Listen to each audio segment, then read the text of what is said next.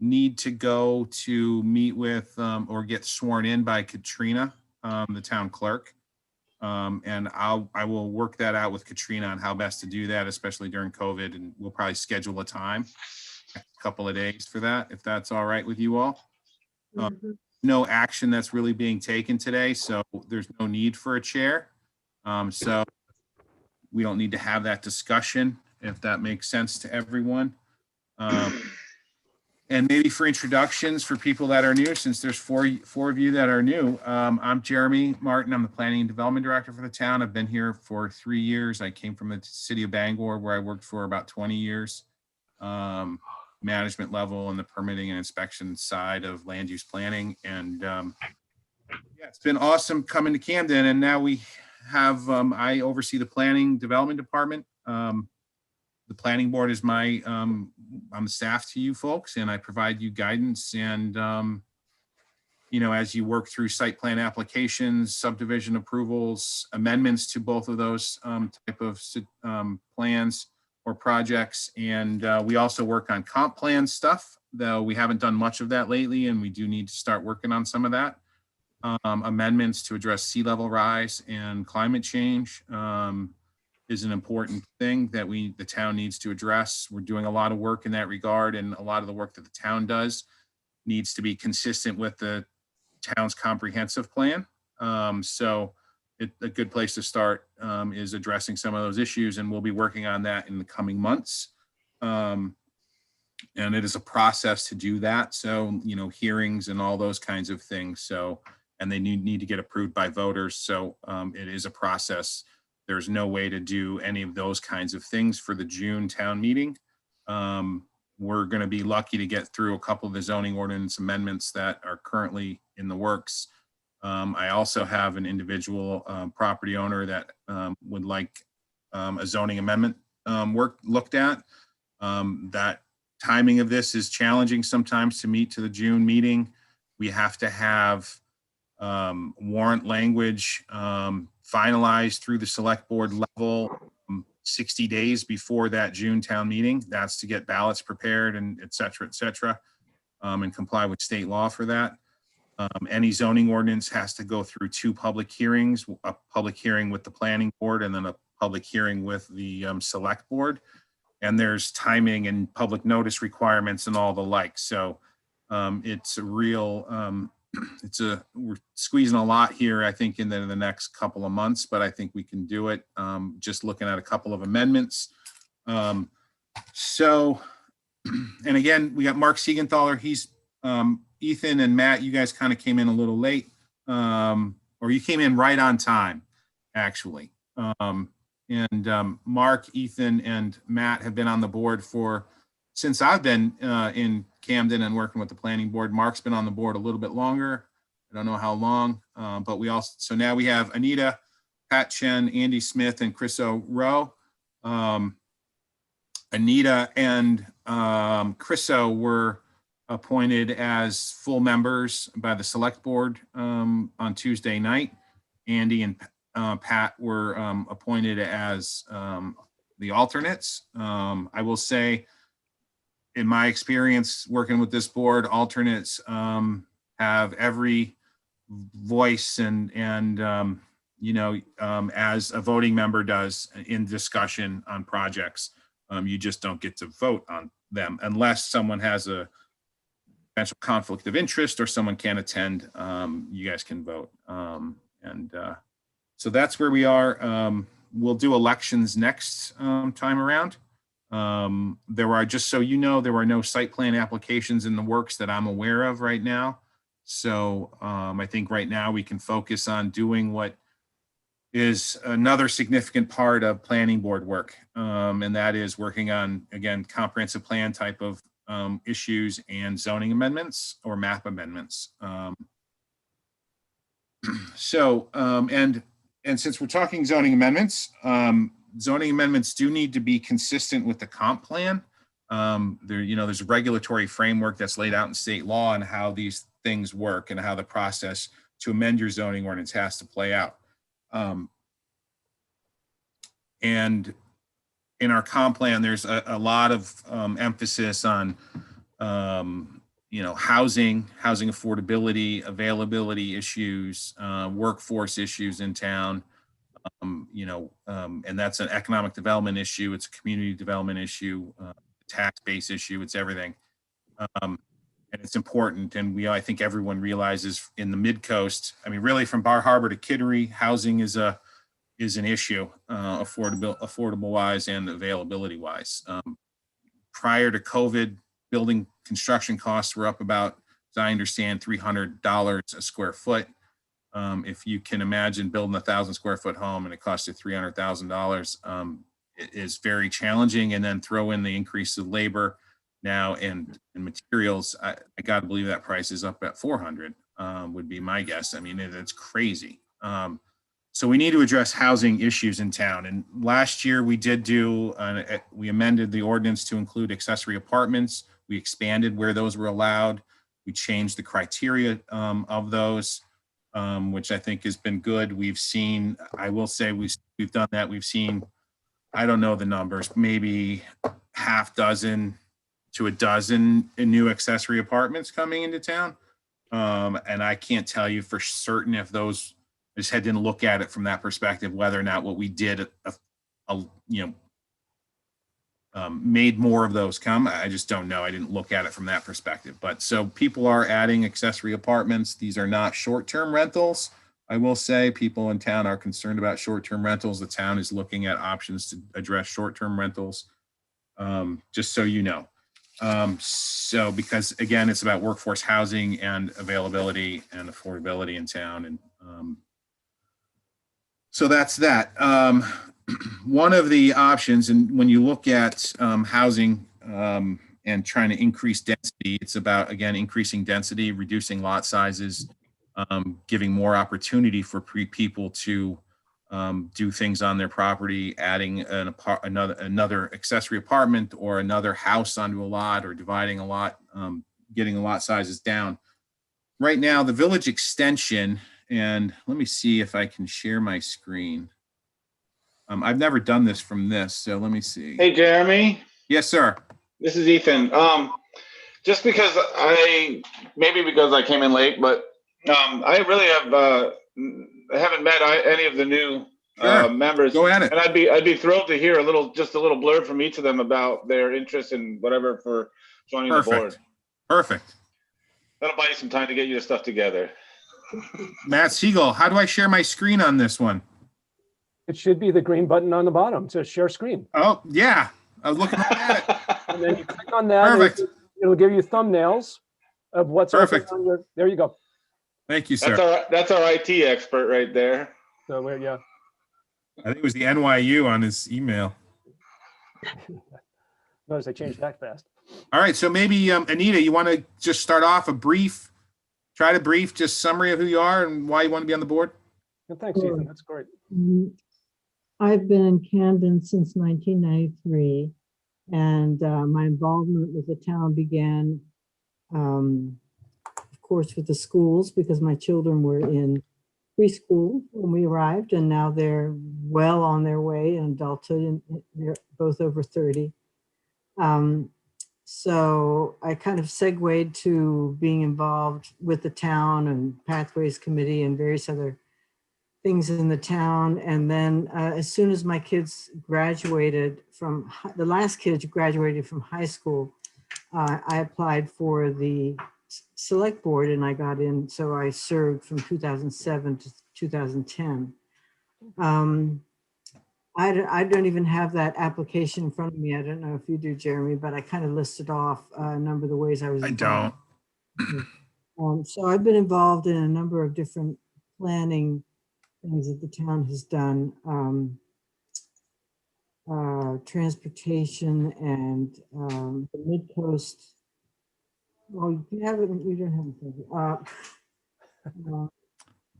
Anita's been very involved. Energy committee. A lot of different things. So I just kind of dabble about, and I enjoy and appreciate the opportunity to be involved in the town. I'm not a power monger. It's not that I want power or anything. It's just I don't know, I like the feeling of being involved. And so, I get to know the people in town and especially in the town office and try to help where I can. So I serve on the Pathways Committee and I've been chair of the Energy Committee most recently. Anything else? Oh, that's great. Andy, Hi, good evening. So Andy Smith, I moved to Camden here in 2018.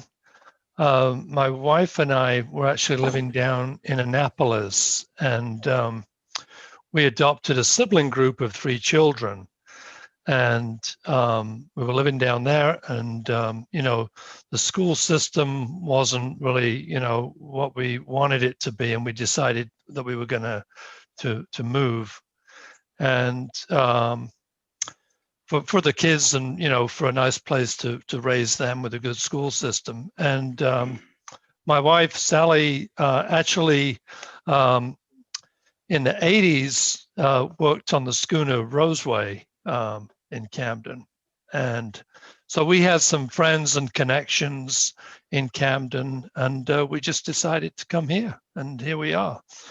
So, my background is in engineering. Originally, I from the UK. You can probably tell by my accent. I joined the Royal Navy when I was 16. Did an apprenticeship in engineering and served in the Navy for many years. And after I left the Navy, I worked on the big luxury yachts and traveled all over the world. And then in the late 90s, hung up my sea boots and went back to school. Actually went to Northeastern, did my undergrad and MBA at Babson, and I've been, in business for the last 20 years, mostly selling marine propulsion equipment to the Navy and Coast Guard. I've been at Lyman Morse the last couple of years running their technologies division. So I wanted to get involved because, I wanted to make a contribution to the town. I've got a kid in each school system right now, elementary through high school. And, I thought it was a good opportunity to make a contribution to the town and just get to know people. So that's my story. welcome. Thank you. Thank you. And engineering, Jeremy, thank you for, there was quite a void when Jeff stepped down in terms of anyone with engineering background. So Yeah, he's probably like a marine engineer or you know what, Yeah. we'll take, as long as the word engineer appears anywhere on our board, it's tremendously helpful, Andy. So, Yeah. well, I call myself a recovering engineer. So, There you know go. what, and that's perfect for this crowd. So thank you very much. Hey, we have an architect on staff down at the town office now. Yeah, you stole her from us. Thanks there. Yeah, sorry. Nice. And maybe Pat. I'm Pat Chen, and we've been in Camden, maybe since 2010 or so. My sister has lived here for some time, so we moved up to be closer to her and my family when my parents were alive. I'm from Maine originally, but I was in the Boston area for over 25 years. I've been in information technology for probably close to that long too. I've been at Maine Health, or I'm still working with Maine Health in their information technology department. I'm a business intelligence developer, and I was on the planning board in Wells for a couple of years when we were down there. And I like the subject matter a lot. I've always found it interesting. So I've gone to a part-time status working. Maybe we'll leave sometime this year fully. So I've got extra time, and then that allows me to pursue more of my interests, basically. So the planning board I saw as one of those areas. And also, I think like Andy, just being able to connect with the town more, when you're working, especially in IT, you work a lot of overtime and your life is so work centric that even though I've been here for a while, I haven't been able to branch out locally as much as I would like to. So I guess I see being involved in a town committee is one of the ways to do that. And also just to gain more information and work, so to speak, in another area. I feel a need to do that, to expand my knowledge base outside of the technology world. And I think that's it for right now. Perfect. Thanks, Pat. Welcome. Chriso. Hi guys, Chris O'Rowe. I was technically born in Rockport, had the big transition when I was about 6 years old of moving from Rockport to Camden, and have mostly lived here ever since. I had about 9 years sort of officially living in Cumberland County, at which point I was on the zoning and the planning board in the town of New Gloucester, which actually has two separate, a zoning board and a planning board, separate entities. So I've always been interested in planning and design.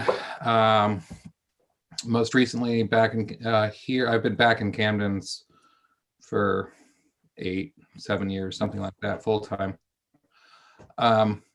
And have been on the zoning board of appeals for the last 2.5 years, I think. So it seemed a natural progression to do some of this work too. I think, it's an exciting thing for our town to look forward.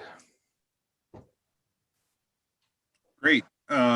I don't know, Mark, Thanks, Chris. So welcome. you guys want to say a little something really quick? You're asking me? Yeah, just really quick, maybe if you wanted to say something. Sure.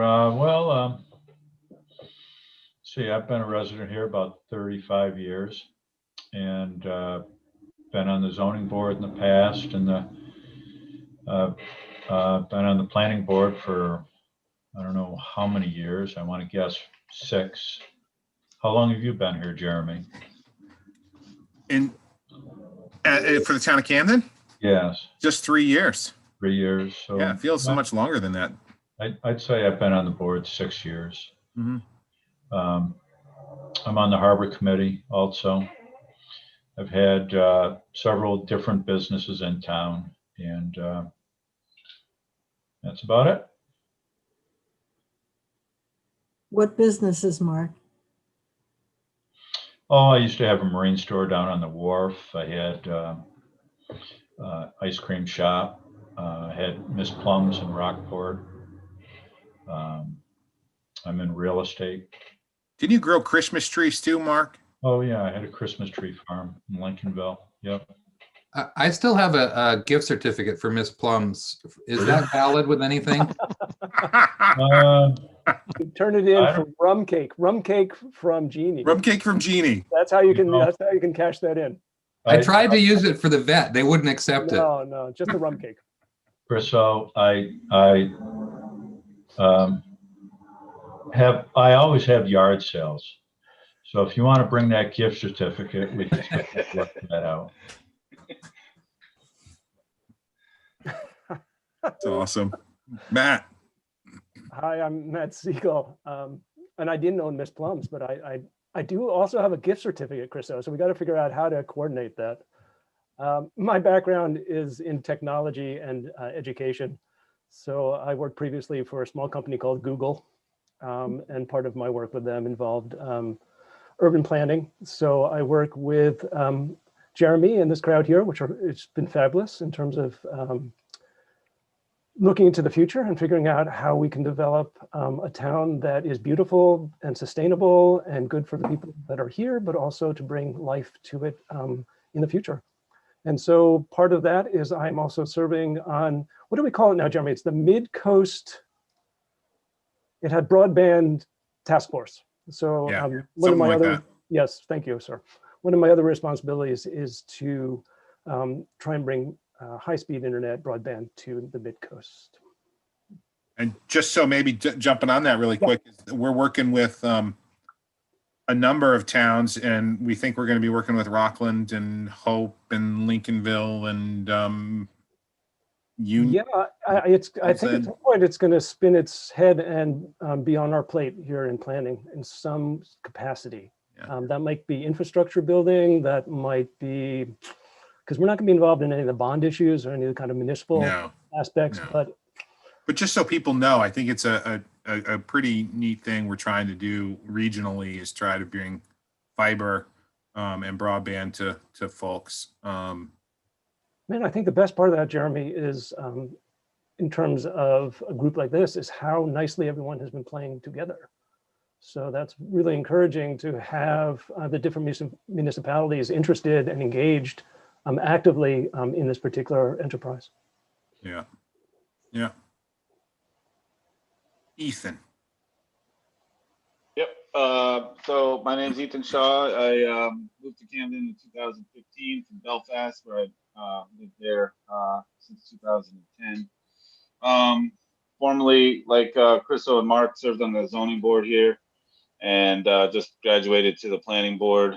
I guess I can say that I was recruited a little bit by Jeannie, who runs the show. You don't say no to her. I was a former zoning administrator in the town of Barnard, Vermont, for a couple of years, and like Andy, I'm an erstwhile or reformed professional attorney, and I'm still licensed in Vermont, but I don't practice, and I may get back to practicing in Maine, but it's not something that's on the front burner. I've always had an interest in zoning and planning, and certainly the future of the town where I have a son in the middle school. So welcome everybody to the board. It's great to have you all.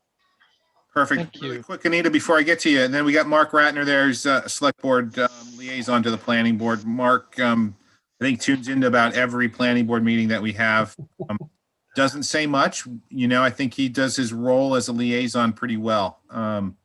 He doesn't try to meddle with what you're supposed to do, and he listens. So go ahead, Mark. Well, I've always found that the planning board is one of those committees that they need to know, people that are on it know way more than I do and understand it way more than I do. And if you can dumb it down a little bit so I can take it to the select board, then we're doing really well.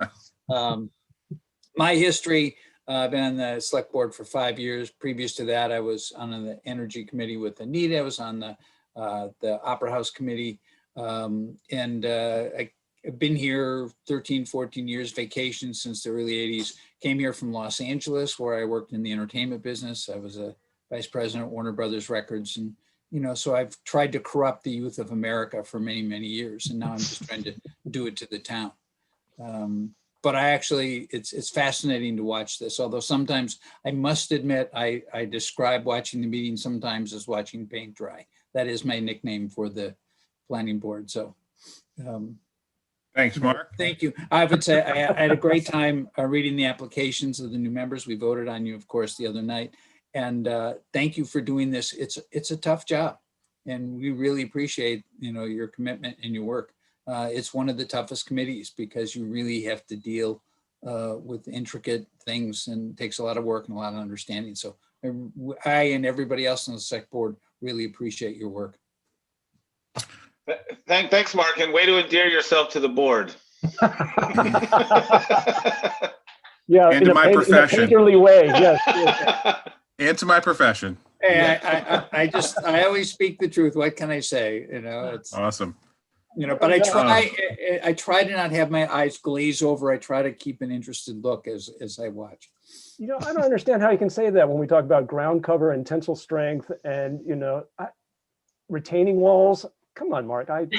Well, let me be precise here. The real reason I like being the liaison for the planning board is Jeannie's Rum Cake. I mean, come on. It's purposely don't tell the other select board members about the Rum Cake, or there'd be a battle to see who gets to join. Yeah, there was no Rum Cake this year. Yeah, no Rum Cake this year. We missed No. it. So Lots of nuts. There's- not of good stuff this year. If So there's no better reason to get rid of COVID, it's to be able to get the rum cake again every right. Christmas. We'll wait a year. Next year. Let's hear to it for next year. All right. So maybe let's just get down to it. I think Jeremy, can I just add something? quickly.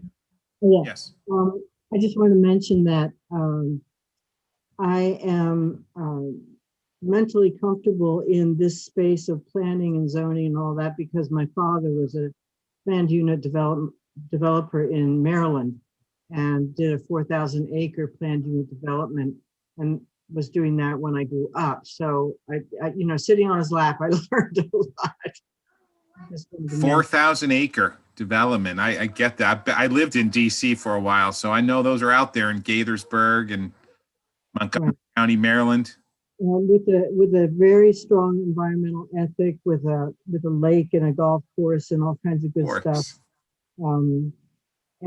Unfortunately, he was doing it in the late 60s, early 70s, and was hit by the recession and kind of lost it all because of the recession. Because he built the amenities before really launching into selling the lots, and the lake and golf course and recreation center and all that sort of thing. Yeah. So I wanted to mention that just because I'm sort of comfortable in this space of planning and not terribly intimidated, but I am sort of. All right. Thank you, Anita. Maybe can I just kind of run this show a little bit until we get a chair next time around? Does that sound all right with everyone? You're it. All right, perfect. So as I said earlier, the comp plan speaks a lot to and as to the select board goals and priorities, the need for affordable housing and to address housing issues in town. When you look at our lot size requirements, we have a number of different zones, and I'll share my screen right quickly if I can do that. All right, here we go. Hey, Jeremy, is comp plan an abbreviation for something? Comprehensive. Comprehensive. Comprehensive plan. Okay, Yes. thank you. What's happening? I'm here. What I was trying to do Yeah. was, and I don't think I can connect it to the network. I was trying to and I had it up on my Adobe, the zoning map. Yep. It should be, again, if you go to screen share, does it open up on your desktop right now? It was, but now I don't see it here. No, just open it. As long as it's on your desktop, you'll be able to share it on Zoom. I know, I see my desktop, but I don't see it there. Let's open it up again. Let's see what happens. I, Don't laugh at him, Ethan. We're supposed to be looking like a professional. Oh, I'm actually laughing at you, Yeah, no, man. it's good. You got it. You got it. There you go. It's No. laughing with. it's not what I want. That's right, with. It's not what I want. And Andy, the comprehensive plan, if you're not fully aware, is just the sort of the guidance document that's generally updated every 10 years. Yep. And was last Okay. updated in 2017, but we've talked about revisiting portions of it And sooner than that. good point. And I would say, I think it's important. It's available on the town's website. We can get you a copy of it. It's like a gazillion pages. So if you want paper, you can have it. I mean, I get it. I do this stuff all the time and I prefer paper, to be honest with you. Mhm. However, it is, the comp plan is available on the website and it covers a lot of things. It covers the town's natural resources, the population, the geography of the community, the economic base of the community, zoning and land use. It covers all those kinds of things. And so when we craft zoning ordinance amendments, any zoning ordinance amendment that we craft has to be consistent with that comprehensive plan. And if it's not, you can run the risk of, litigation and, Right. things. So the town's broken up into a bunch of different zones, and within each zone allows, and maybe this is just a quick planning and zoning piece for those that are new to this. Within every zone, you have uses that are allowed. And some of those uses would be residential, commercial, industrial, more institutional, like government type, situations. And then within that, you have a bunch of zoning standards, lot development standards. that say, okay, you can only cover this lot with everyone's lot right here. You're only allowed to cover that owns a property in town. You're only allowed to cover it with a certain percentage of building. And the idea behind that, and it varies depending on the zone that you're in. Like if you're down in the B1, if you're looking at the map here, B1, which is the downtown, for the most part, that's a very dense, developed area. So the standards there are very, they're not very strict. They're very loose. They don't say, okay, you got to have a setback of 40 feet or 20 feet. They allow you to build to the lot line because that's how traditionally the community's been built up. But as you get further out of town, you get the village district, lot sizes start increasing, B1 and the B8, BTH, there's really no lot size requirements. There are some requirements because properties are in the shoreland zone, but that's kind of a separate thing. But if you're in the village district, you get to 10,000 square foot lots. And then as you get out into the RU2 and RU1 and the village extension and the CR, which is the coastal residential, RU1 would be rural residential 1, RU2 is rural residential 2. Lot size requirements get much bigger. They're not served by public infrastructure. That issue, in addition, there's this pastoral feeling of large lots out in rural Camden. I mean, that's, like traditionally you go back to zoning in the 70s and 80s, these, communities were saying, okay, we want large lots outside of town. We want it to be, not a lot of houses, and they restricted lot sizes. Some communities that I've worked in had 3-acre minimum lot sizes, 5-acre minimum lot sizes. We don't have those, those extreme lot size requirements, but we do have, lot size requirements. And then in some of our sewer, we have sewered portion of town. Sewer is not everywhere. Sewer is obviously in the village. It's in the BR, the B4, the B1, and the built up town is where we have sewer. You get out into the RU1 and RU2, the village extension and the coastal residential, a lot of those lots don't have sewers, public sewer. So they have to have on-site wastewater, septic systems, if you will. So, what we're looking at in trying to address housing, one way to address housing is by increasing the density. This is a planning tool that if you Google, affordable housing, redevelopment, infill, any of those kinds of things, it is housing is a significant issue. And I don't know if everyone was listening early on, but we talked a little bit before the meeting came on, but housing is a significant issue that needs to be addressed. And one way to do that is through zoning ordinance amendments. Our village extension, which you see leaves town, and you've got it's kind of the same color as on my screen as the river coming out of McGuntacook Lake. That runs into the BR. That BR that everyone sees, that's going to be like, that's where Mount Batty is, and that's where Headstrom Electric is on Mount Batty Street. And then you go up to the dam where Coastal Mountain Land Trust is. Mike Mullins has a shop, that old NB&A building, which is over at the end of Mount Batty. That's all business river district. The other pink business river district is the tannery site perspective, so people understand where we are. But as we go out Washington Street and Mountain Street 52, that is all village extension. And some of it in town more is sewered. Most of it is not sewered with public sewer. The state minimum lot size for on-site wastewater disposal systems, septic systems, is 20,000 square feet, and that is a state minimum required. That's in the state subsurface wastewater rules, which we review. The town's code officer, plumbing inspectors, they review those septic systems. They have to issue permits. You have to have site evaluators design systems. They got to comply with state law on siting them and how they're constructed and the type of equipment that's used. The minimum lot size again is 20,000 square feet. Our village extension district on non-sewered lots requires 40,000 square feet. So that's almost an acre of lot size out in the village extension.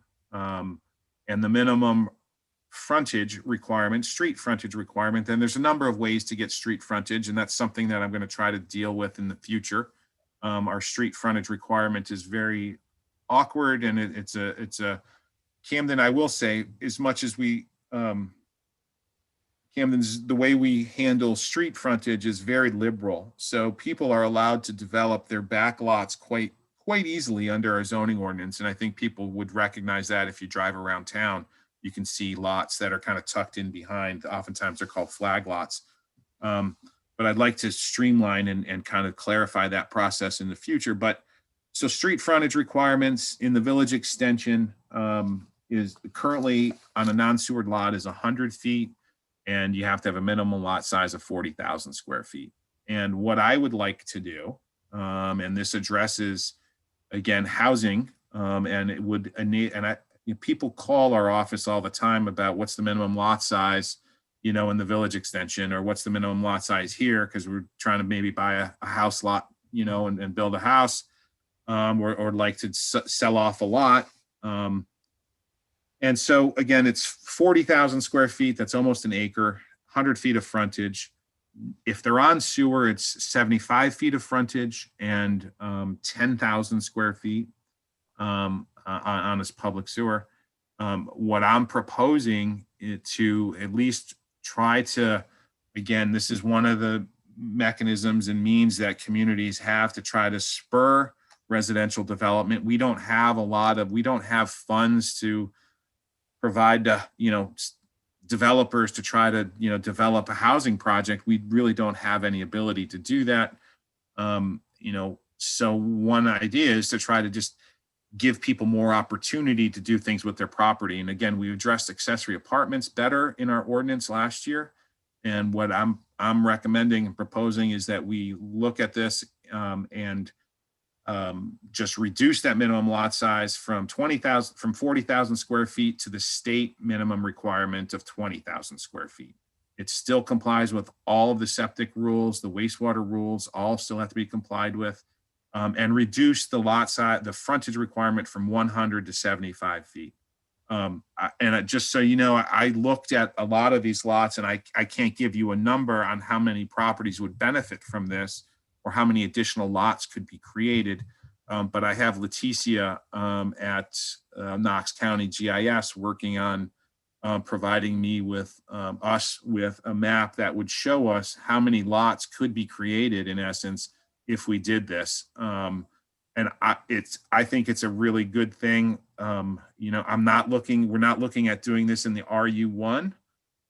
Which is the rural 1 district, or the RU2 or the CR district. This is just trying to, if you look at the development in town, it goes up the river, from the downtown, and the lot sizes get smaller, it's more dense. And I'd like to try to increase that density to provide more housing opportunities in town. I will say, every lot would still require, and since we're along the Megunticook River for a chunk of this, the shoreland zoning standards I cannot change, and we're not going to be able to address those lots that are within the shoreland zone.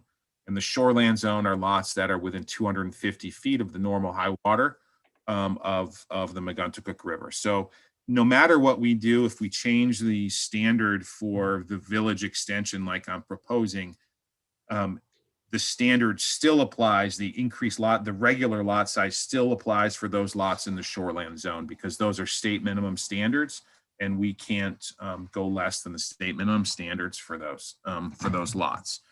And that's to protect the water resources. So that's what I'm proposing. And in order to do that, we would need to amend it's Article 8. And everyone, if you don't have your zoning ordinance with you, that's fine. It's not a big deal.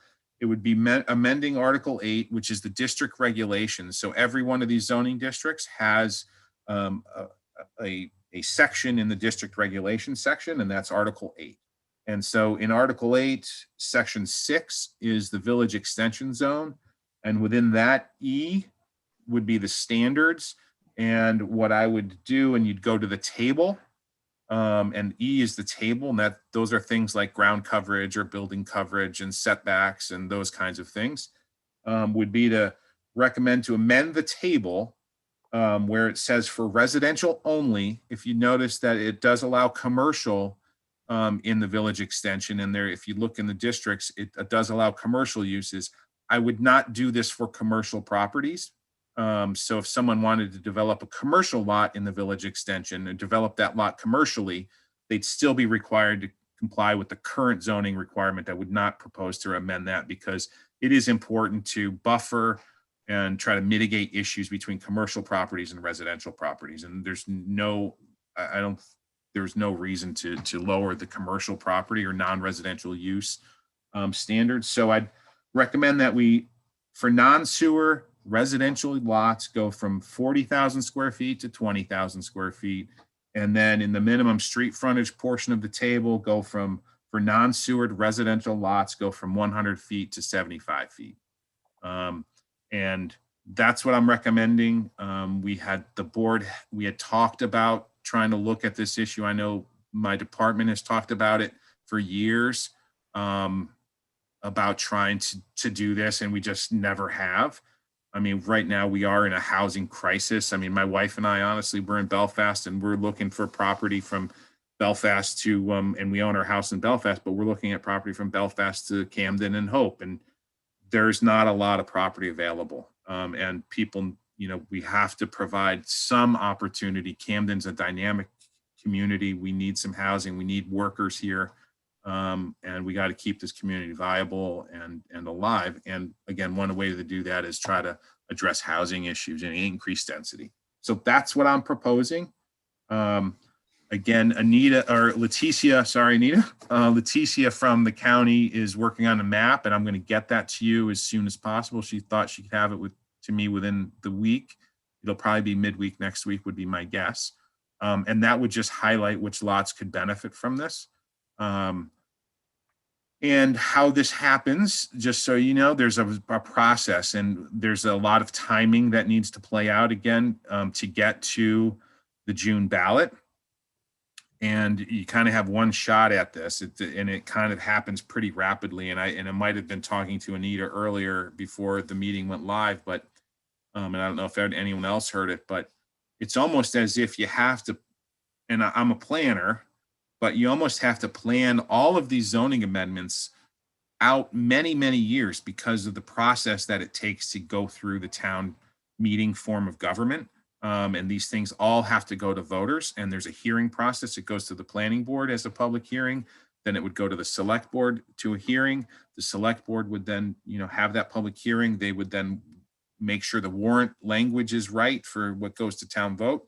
And then that all has to be done and finalized 60 days before the meeting, or the town meeting in June, or the town meeting in November. So, you know, you back yourself out and you look at the public notices that are required on, you know, how many days do we have to have this noticed and who gets noticed, and there's multiple hearings. It takes a long time to get to that point. So March 23rd is the last date that we can have recommendations and warrant language to the select board.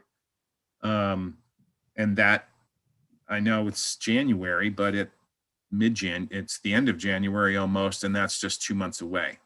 So things kind of need to move fairly quickly. And we're gonna, you know, advertise this and notice it and put it out there that this is, we're going through this process.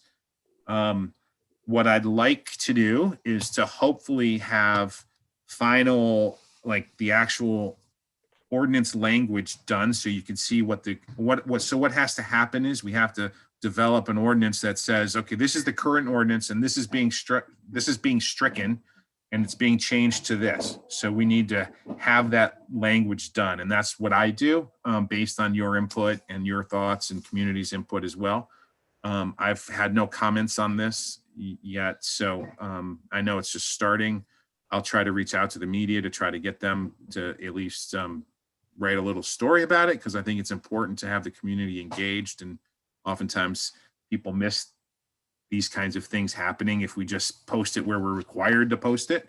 It doesn't get out there so much. So that's what I'm proposing. I don't know if anyone has any thoughts, questions. I would, again, we're not making any decisions today, but if you could point me in the direction and say thumbs up or no thumbs up or doesn't make sense, that would be very, very helpful. And then we can get to the next one after you guys have a discussion about this. Does that make sense? Sorry to be long-winded. Good, Jeremy. Jeremy, I think, is it Leticia? Leticia. Leticia. It would be supremely helpful when her data comes in terms of the number of lots that this would impact. Yeah, for sure. And Jeremy, could you go ahead and stop sharing screen? I think for now, yeah, great. Thanks, Ethan. So Jeremy, Yes. do you have any information on what's Seward and what isn't Seward? I'll get that map to you as well. I think that would be helpful. Yeah, it's a layer that she'll turn on that map. Okay. Do you think you have a guesstimate of the percentage? 50% of it Seward or? The village extension? Yes. Yeah, no, more like 25%. Right, okay.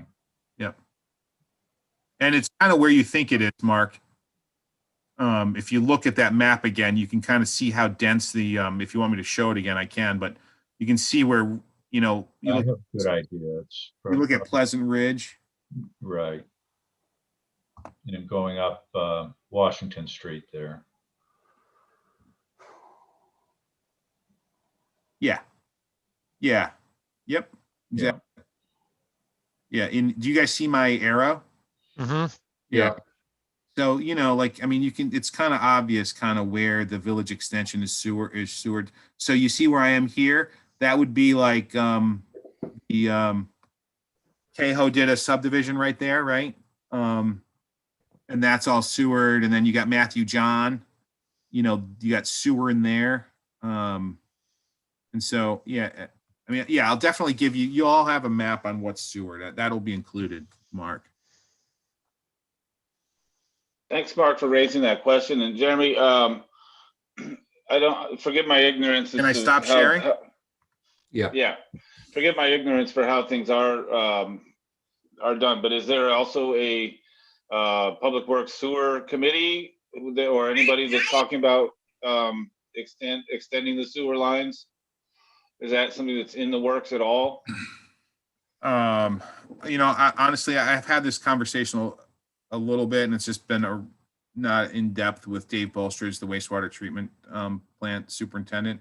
And I can get that for you. I know that there are plans, there are estimates, and there are costs that are out there, but I don't think right now, Ethan, that we are in looking at sewer extensions at the present time.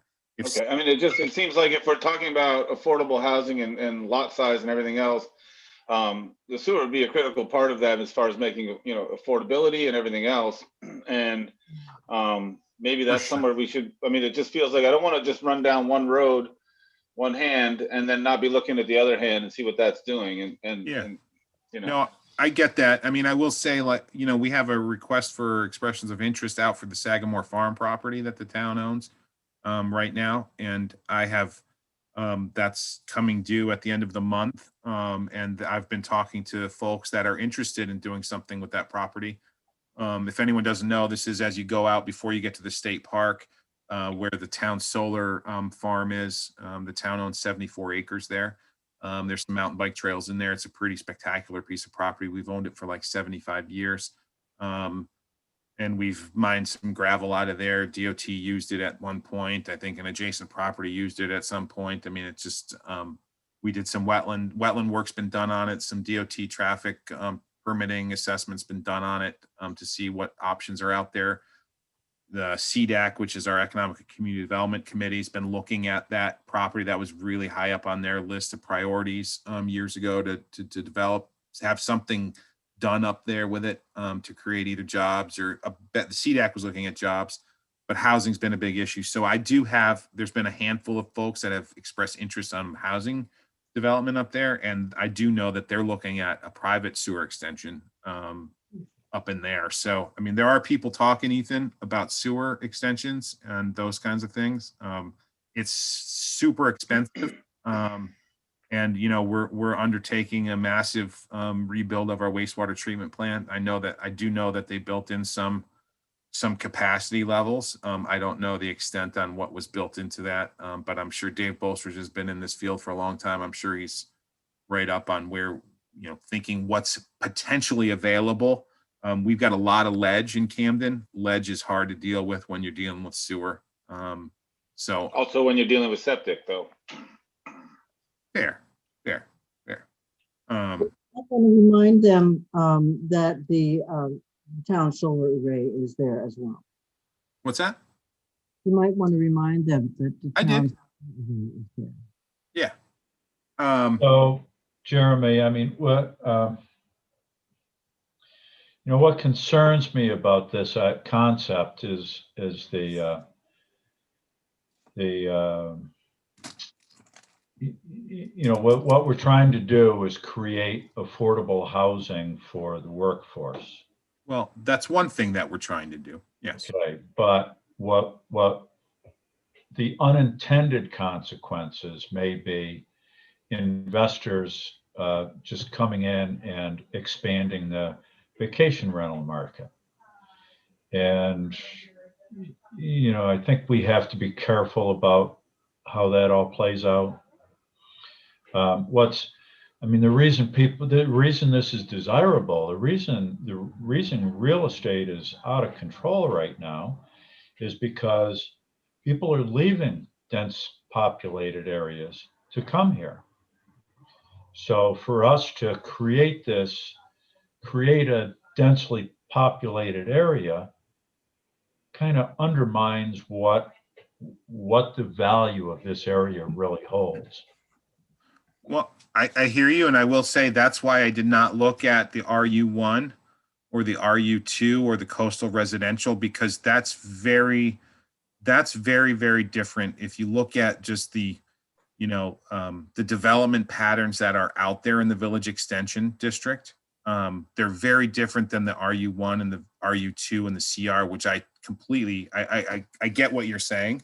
But if you look at the CR or the VE right now, the lots are, you know, we're not going down to 10,000 square feet. It's still a half acre. I'm just saying that. But I hear you. I would agree with you if we were looking at the RU1 and the RU2 and the CR. But I think it's a very different part of town and it's developed differently currently. But to Mark's point, it does follow the river and adjoins the lake. So, you know, rental, short-term rental or investor options are there. Understood. And this would not apply to any lots that are within the shoreland zone. That's true, right? Yeah. You need to meet those requirements. And I will say from. Will that be an overlay too on the map? Sort of the excluded lots? Easy to do. Yeah, that'd be great. An overlay. Yep. And I will say, and I appreciate the concern about the vacation rentals. So they know we have a 7-day minimum stay. I know that people have been concerned that the town hasn't enforced that. And this is on rentals. A dwelling unit cannot be rented for less than 7 days. That's the minimum that you can rent one in town. The town, I know there are folks that are concerned we haven't enforced it. This year we, you know, really stepped it up. It was a, you know, challenging year for everyone. And I think the concerns, again, with potential COVID folks coming up here because they were trying to get away and spending time here. And so I know that those were, you know, usage of those increased while the hotel and lodging industry in Camden and bed and breakfast industry was shut down because of, you know, requirements, valid, you know, requirements that the state implemented. So there was a lot of concern from the lodging folks that the short-term rentals were just eating, you know, they were just getting away with bringing people from away in because they weren't regulated and didn't license the pool. So with that said, I will say that I am drafting right now for the town, and it would not be a planning board zoning ordinance amendment, or it would not be in the zoning ordinance. It would be either in miscellaneous ordinances or most likely within the police ordinance, which is where we do a lot of our licensing. Licensing we currently do would be like liquor licensing, bachelor's licensing, and that's for restaurants and lodging licenses, etc. So I'm working on a draft ordinance to bring to the select board in time for June vote, hopefully, that will register or require registration of short-term rentals. And we're not going deep into what a lot of communities have done as far as inspecting and really regulating. I think what we're wanting to do right now is really figure out what the issue is, how many we have, and make sure people are at least registering and complying with our zoning ordinance.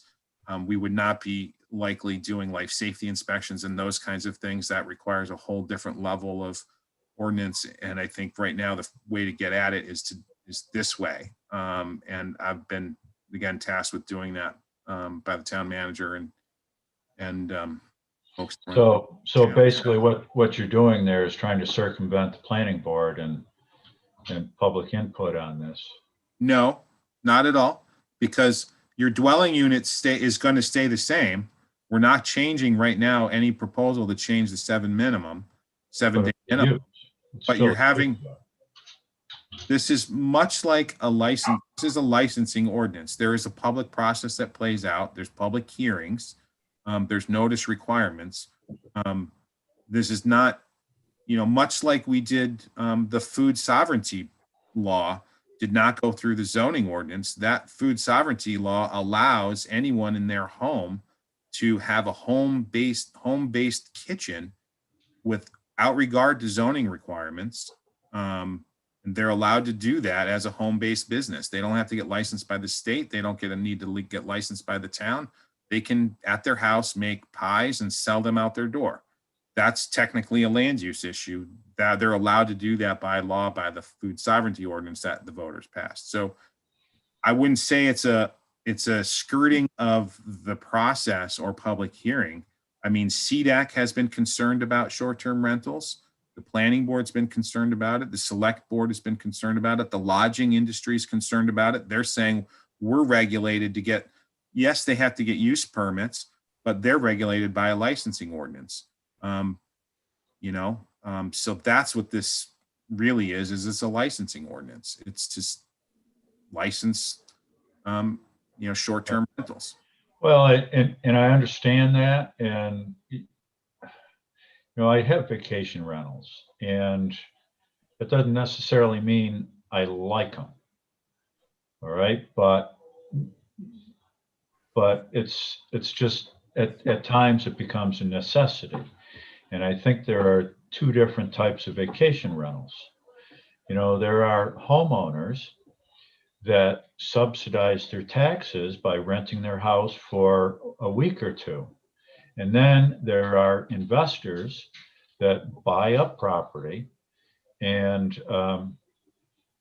they shut down neighborhoods. They turn them into vacation rental neighborhoods. There are, Mark, I agree with you. And I'm not looking at these as all short-term rentals are licensed or registered the same way. I totally agree with you. There are people that I know that leave for the summer or go camping for the summer with their family because they're able to rent their house, yes, short term, but still complying with the 7 days, and they rent their house all summer so they can pay their taxes and they can do that, but they live there. That's their home. That's where their kids are for school, Go ahead. Right. And I want to let Anita get in because she's been raising her hand, and then I will jump in after. Thank you, Ethan. When and if you change the rules regarding lot size and frontage, I assume I would be correct to say that change would only take place on the lots where the owner is requesting the change. No. Or all of a sudden, are you replatting, or what it's important to know what the process would be because the property owners are going to want to know that. Well, yeah, just like anything. And so this is different than adding uses to a zoning ordinance or uses to a zone. This is just changing the minimum lot size requirements. So no property owner has to do at all. It just would apply to, if you're sitting there with 4 acres or an acre and a half today, your lot doesn't change. It doesn't change on the plot.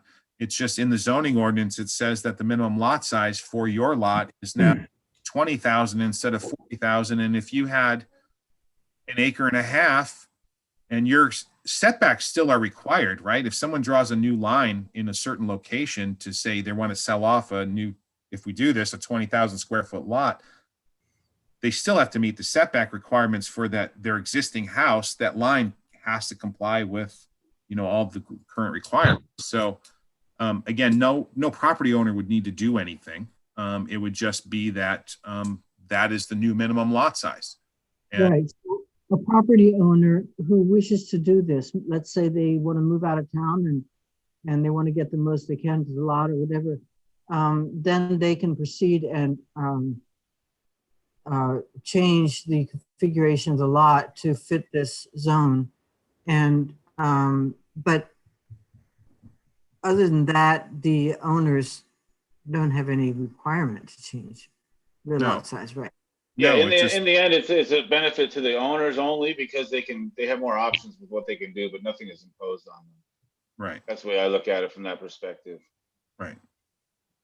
Jeremy, can I just jump back to Mark's question? And I think I am sensitive to his input. I feel pretty strongly that the short-term rentals, I know that it's something that's going to run through the select board in some way and through the town in some way. And I understand the urge to regulate or license in some way, but I do think that the long-term fit short-term rentals in town and the way that that's perceived and developed and grown in town is really in the purview of the planning board.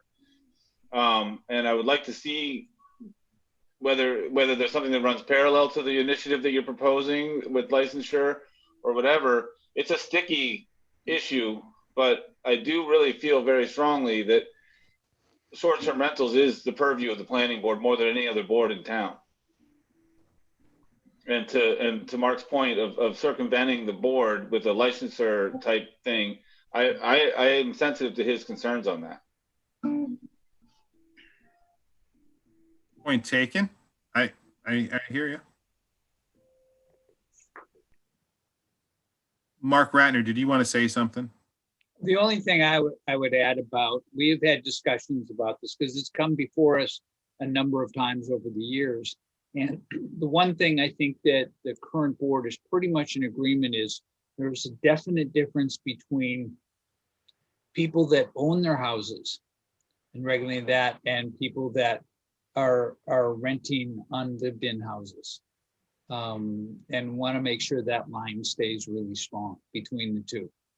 Because I think that's I want to make sure there's no mistake about that we're not interested in regulating. We are interested in knowing what's going on.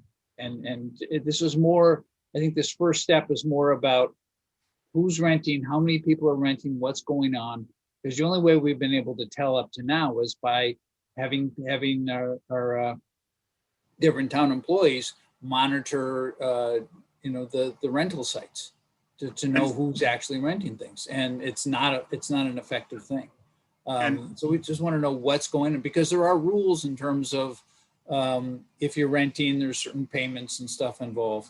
And, I think people are skirting the rules, but I'm very, very, cautious about, and even taking off perhaps the 7-day rental rule, keeping it for people that are renting unlived in houses, but taking that off for people that are renting their own houses, that live in the house, that are residential.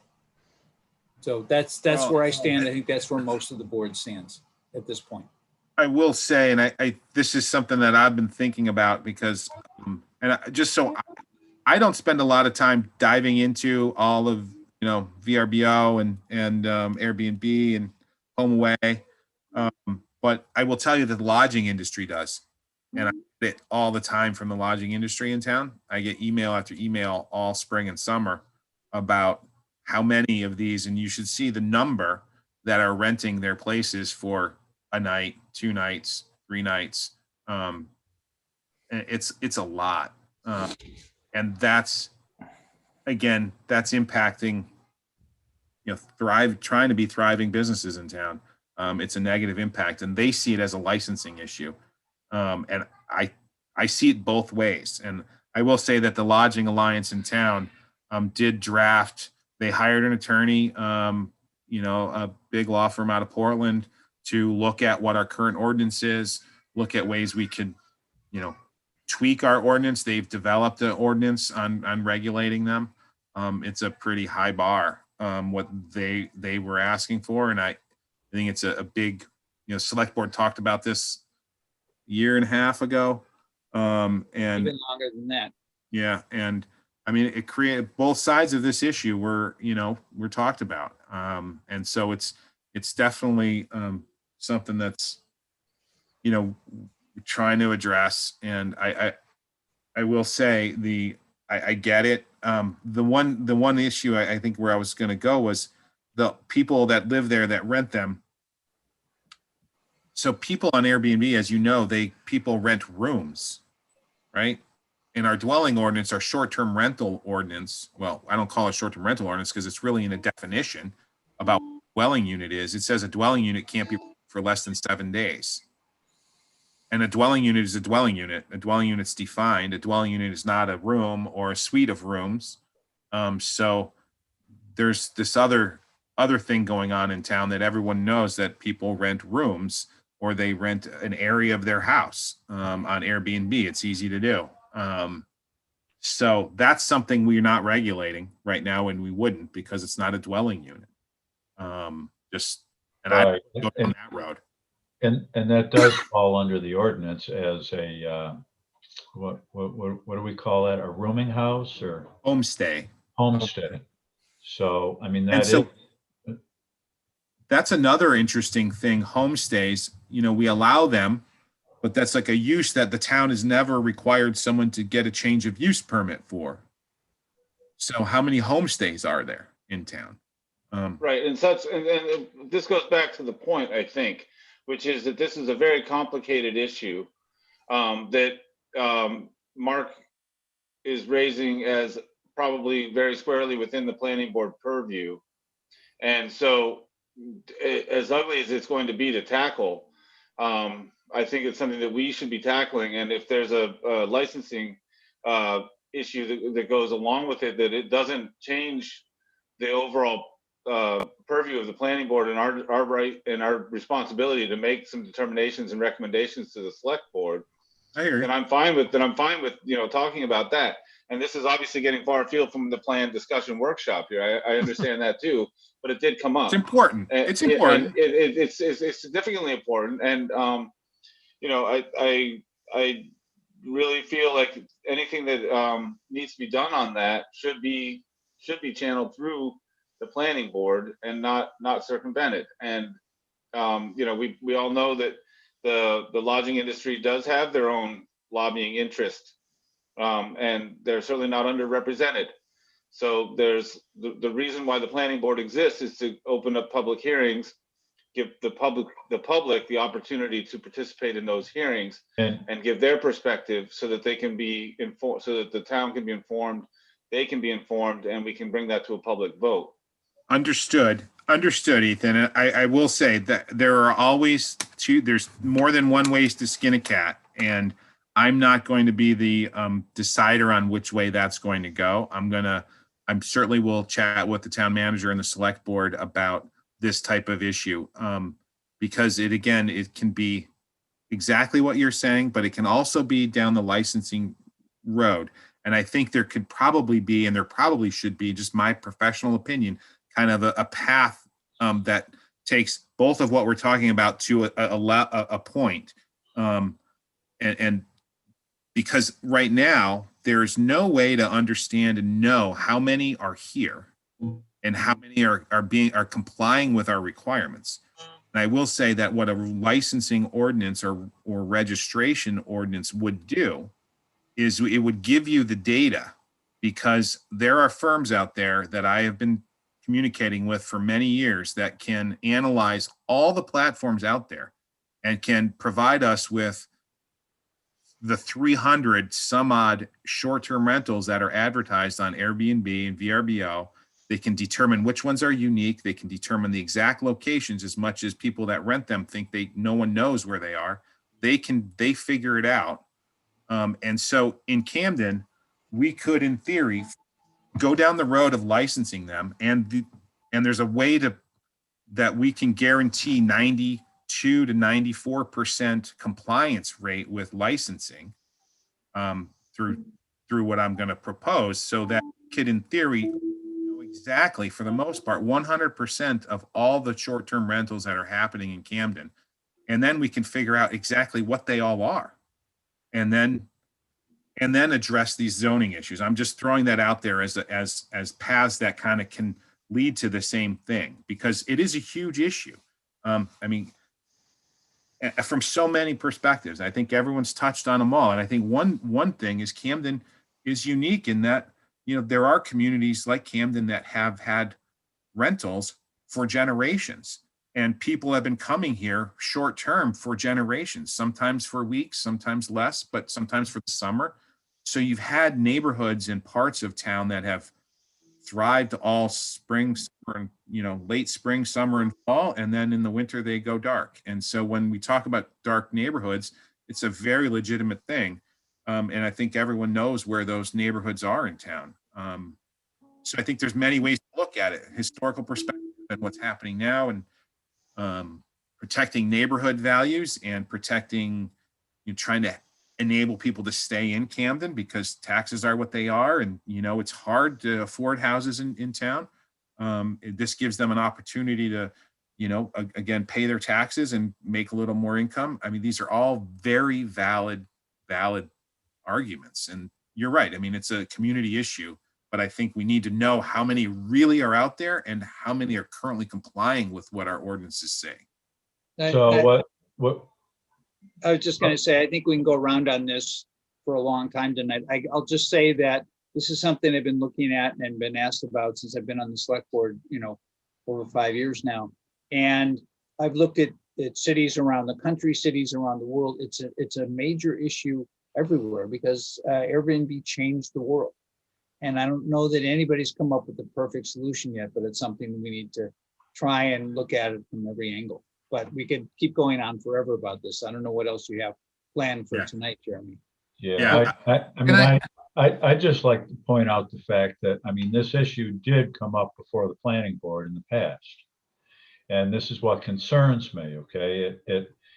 That the Bed and Breakfast Society, who is a very strong lobby, brought it before the planning board. And it was shot down because it was all for them. And they weren't concerned about the town overall. They were concerned about the town being able to regulate their business for them. That's why it didn't go anywhere. That's why it didn't pass. So, and now to say, okay, well, it didn't go anywhere with the planning board, so we're going to just eliminate them and go another direction. Mark, I appreciate. Like you said, there's more than one way to skin a cat. So that's what I see happening here. To sort of go back to where we started, though, this issue of lot size and housing and trying to create more housing within town is not new to the last year. It's not just about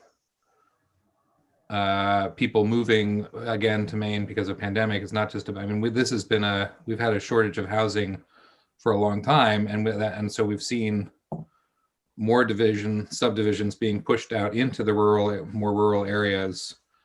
And we're seeing this throughout Mid-Coast Maine. It's also not unique. I mean, Rockland, you can't find an apartment or a small house to buy or rent in Rockland. I mean, this is not new. So to go back to that question of, are there parts of town where smaller lots would be viable, I think is a pretty good discussion point. I mean, it's a very like, where do we want more houses? Yeah, and thank you, Christo, for bringing us back to the original question. I think that's important.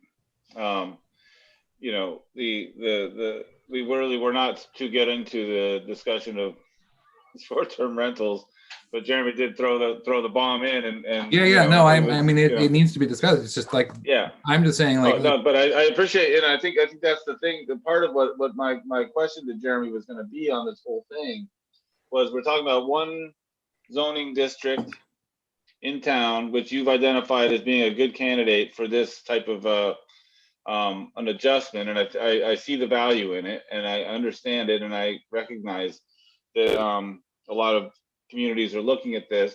I had two questions. One is, are we looking at this comprehensively enough? Which maybe, again, it's really hard to know. Maybe we should be looking at short-term rentals. Maybe we should be looking at other districts. Maybe we should be, there's a lot of different things that are out there. Maybe we should be revisiting the comp plan, all these things. And then secondly, in those other communities, what are the most common objections to this type of idea? Or is it something that's just universally seen as a good idea among planning communities? Are we looking at it comprehensively enough? I guess that question, it's a very good point. I think this discussion that we evolved to demonstrated that you're right, that we need to look at it big picture. And I think your point about the comp plan, we should dive into that. And when we start looking at the amendments, amending the comp plan for sea level rise and climate change, we ought to look at some other things, like housing and lot size requirements even more. I think that's true. And it is a common accepted practice these days from a planning level. These are the areas that are near where your sewer is, for the potential for future sewer expansion. It's already the developed area of town. Generally, if you look at our CR, and you want to go back to that screen really quick, since I think we should just kind of stay on this and not get sidetracked. But if you look at the area of town that we're talking about, that's the area of town, the VE, that is like that lavender, right? And keep in mind, 250 within the shoreland zone from normal high water, this wouldn't apply to. So you're taking a bunch of area already out. A bunch of that area is already sewered too. So, we have some area up in here. We've got sewer up in here. So we'll show you the sewer map. I just don't have it available right this second. But we're not looking at RU1, and RU2, which are, what you would consider the rural areas of Camden. I'm not looking at that area. Though I do think we need to start looking at the CR a little bit, the coastal residential zone. That's for the most part developed quite intensively.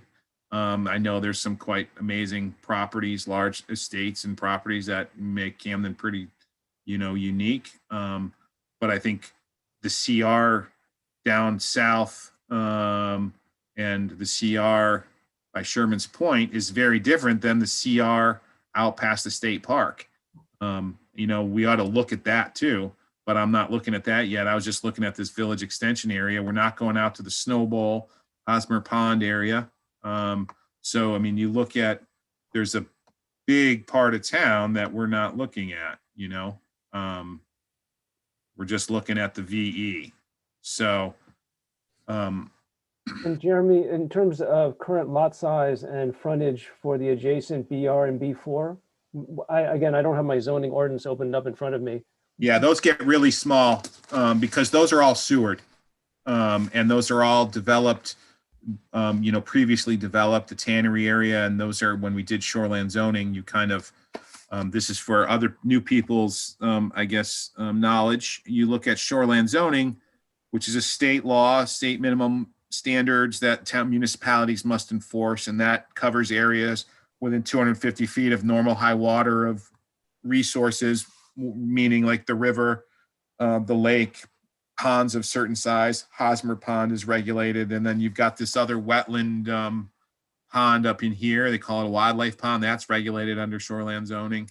And then you got 250 from the ocean as well. Right. I mean, I'm looking specifically right at that adjacent line. Yep, right where you are in there. Yeah, that's all sewered. So that's, hold on, I'll get to it. Well, and I think that's what we're going to be using as a reference, whether you're pro or con. You know, we need to have something that's established and say, okay, this is what it looks like. This is what it feels like to have this amount of frontage and this amount, again, this size of a lot. You know, if those are already, I'm just making this up. If those are already 75 feet and 20,000, you know, it's really important to be able to use that as a reference and see. And it does circle back to Mark and Ethan and, you know, the usage and who's renting it and who's not, because that would be an indicator of pre-existing situations.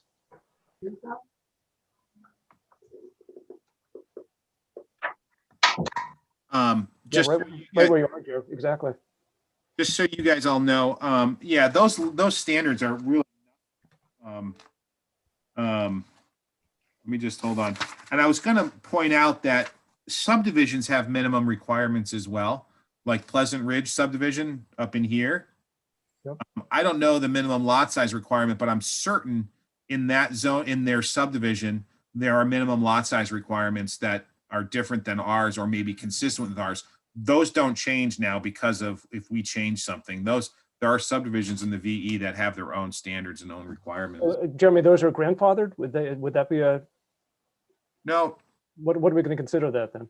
Well, it's part of the subdivision it's plan. part of the subdivision rules, and those are covenants that they can't, minimum lot size is going to be, some of those are, I think, you know, they're They're subdivision. like 3 and 4 acres, some of them. Yeah, and that's not going to change. And even if we change this, they still won't be able to do it because their subdivision doesn't allow it. Those are deed restrictions on the property, part of the subdivision. BR. Yeah, hold on. I just printed a new copy and I don't have tabs in this one. Are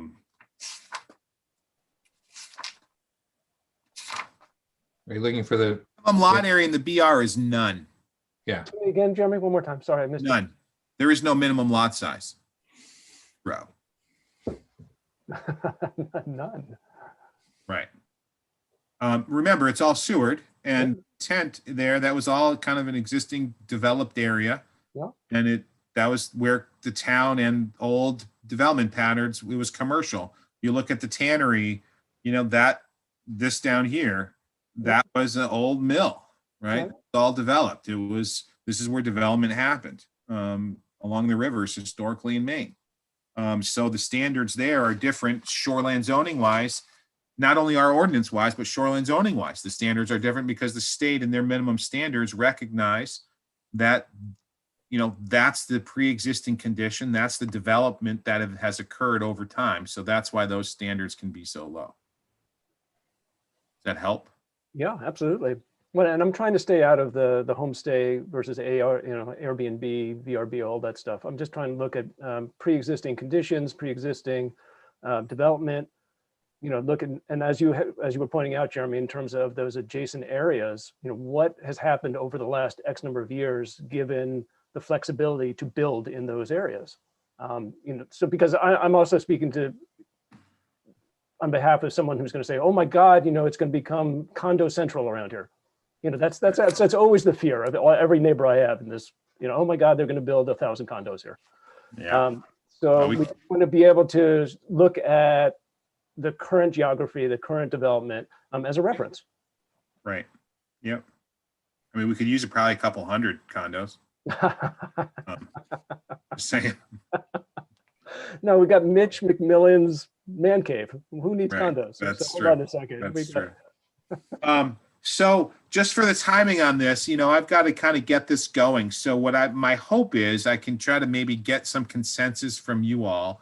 And again, there's no action being taken by the board. There's no chair. You're not making any vote, but just some consensus. I mean, are you somewhat okay with at least continuing this down this path so that we then can have an ordinance drafted, the language drafted, and then we can actually have the discussion on a planning board meeting, and then we'll schedule public hearings and everything will get vetted through that process. Again, we have to have a final outcome or a recommendation if that's the case, if that's what you guys determine, to the select board on March 23rd.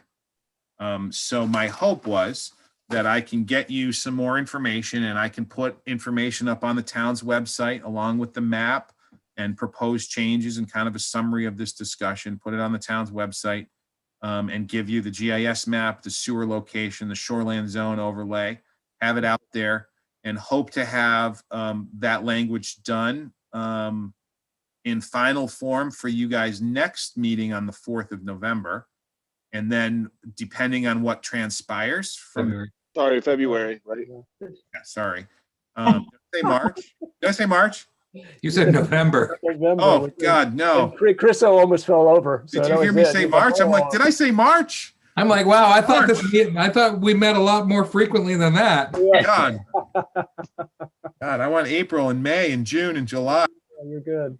But- And Jeremy, just to back up, GSI, tell me again, you said the GS, and correct me, I didn't hear that. GSI report? What was The the GIS maps. GIS map? Okay.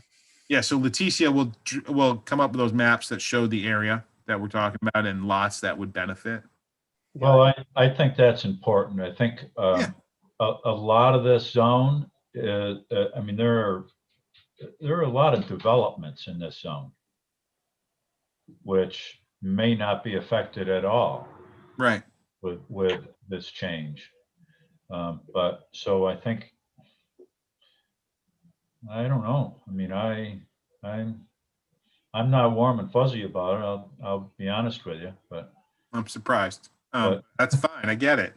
Well, and again, to piggyback off of Mark, I mean, again, the nature of the town is how quaint and wonderful it is. So I'm not warm and fuzzy, but I would love, if I see that this is a particular set of areas that have sewer, that have, again, the lot size, and it's controlled, and we see, okay, this is what we're addressing. It's not the whole VE. We're not changing, it's not Well, gonna affect. no, hold on. It would be we the are- whole, sorry, we are talking about the whole VE, but in Correct. terms of what lots this would impact, it would not necessarily be the whole VE. Sure. Just being, yeah, I know. I mean, I'm kind of skating on thin ice on that one. So just humor me for a moment on that Yeah. one. And Yeah. again, let me backtrack. To make it clear, we are talking about the whole VE, being that we have 4 new members here. So I Right. just want to not misspeak. Yeah. Thank you. Yeah. Thank you all. And I would encourage you to just, if you can let me move forward, does that at least start this process so that we can get the map, I can get that done, get the language done, and then we can have, you can have that in plenty of time. I'll get that to you, try to get it to you from Leticia like early next week so that you guys can kind of digest it all. So we've got 2 weeks of digesting what the information is, and then we can have a more robust conversation then. And Anita has her hand up, Jeremy, just so you know. Thank you. My first question is, what is the process for asking questions? Because there seems to be a little variation on that. We don't typically raise hands. We typically just speak. But I recognize that may not be the most efficient way, and some may speak more than others. So, but yeah, if we had a chair, the chair would recognize someone who was indicating they wanted to speak. We're not in person, but yeah. So just speak up if you feel like you have something to say. Yeah, thank you. I'll do that. I have a question about some of the subdivisions that are platted in this area. Yep. Any that are platted that have not been built? I thought back up there in Pleasant Ridge and some of those areas, there are actually some areas that are platted out but are not built. Is that true? No. Not I that think there are a couple lots that aren't sold, if that's what you mean. No, I mean like a little circle in the middle type of thing. Oh, you know where you're talking, Anita? You may be talking, is it this one? I think so. Yeah, that is still plotted, but that is actually not built, I think that's the one you're talking about. Mm. That's a gentleman owns the whole thing. Mhm. I mean, I don't think he's asked them to but it's an expired subdivision, if I remember. It wasn't built. They didn't build the roads. And So I when think you say expired, does that mean that it has been platted and that the platting that exists there is no longer valid? So if I he bel- wanted to develop it, he would have to replat with the smaller size. he wouldn't have to do anything, right? Anyone can do, if I want to buy a big chunk of land over here and I want to keep the lot size 40,000 or make it 80,000 square foot a lot or 200,000 square feet a lot, I can do that, right? Yeah. This is just allowing people to get to a minimum. I get that. Yeah. People can do whatever they want more beyond that. Oh, Is that the only place that you know of? That's that- the only place that I'm aware of, Anita. That's the one, I believe. Mhm. You see it, it's landlocked right now? Yep. That's a good question though, Anita. Thank you. Yeah, I do know, and I think it might be already in process that that's being redone to show as one lot. but in a situation like that, if he's redoing it, a smaller lot size would also allow a developer to reconfigure with more shared open green space and a few smaller lots. So that the houses could be closer together, feel more like a village, and then maintain a piece of open space instead of trying to encourage something like that with 3 and 4 acre large lots. Yeah, it seems like now, as we're looking at it, that's a little too close to town for a subdivision with largish lots. Right. But the owner, do you think might object? Or you're saying that the platting is no longer valid because of time passage? I think, Anita, I think you're getting hung up on you kind of went down this road the last time with a question. The owner doesn't have to do anything, right? If we did something here, the owner wouldn't have to do anything. They're not required to do I anything. understand. I'm asking about permission. If he wants to change them,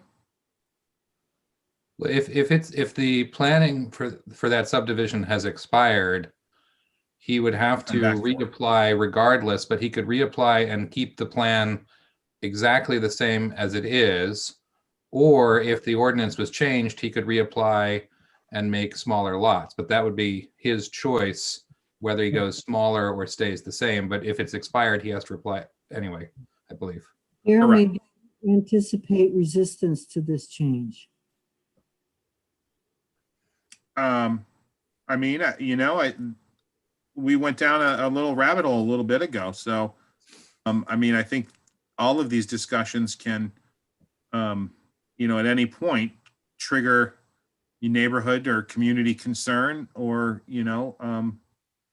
I think from my perspective, if we're talking doing this in the RU1 and the RU2 and the CR, absolutely, that would be a very different scenario. I would not say that this is the rural part of Camden. It is more I think we can look at the purpose of the district and all that kind of stuff, but it is not, large lot size. It's not open space.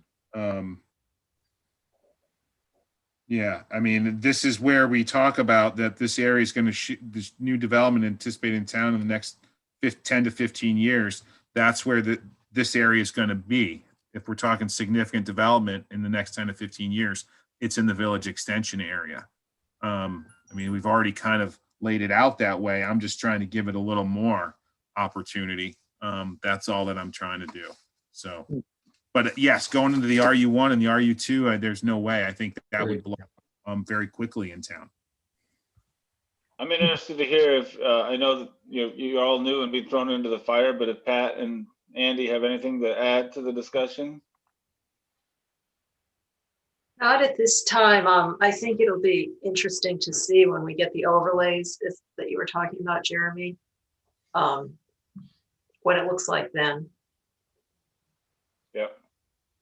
Yeah, I would agree with that. It feels like, there are a lot of really good questions tonight, Mhm. and without having, the GIS map and all the overlays, that it's hard to really, synthesize all that right now. So.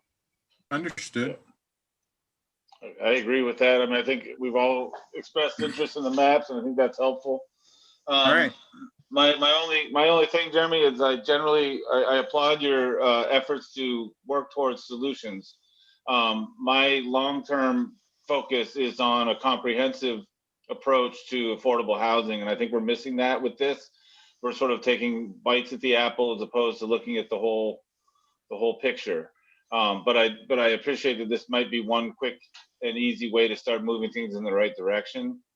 But I think that we really need to, as a town, be focused on all of the properties that are available. When you start talking about Sagamore Farm, or the tannery property, or even what just came up as a slight joke, the man cave on Colcord Avenue. All these different spots that are opportunities for denser housing right in the village or just outside, should be considered in concert, as opposed to sort of spot zoning. As I don't think this is totally an ad hoc thing. I'm not making that accusation, but it is piecemeal, and that's the concern that I have from a planning perspective.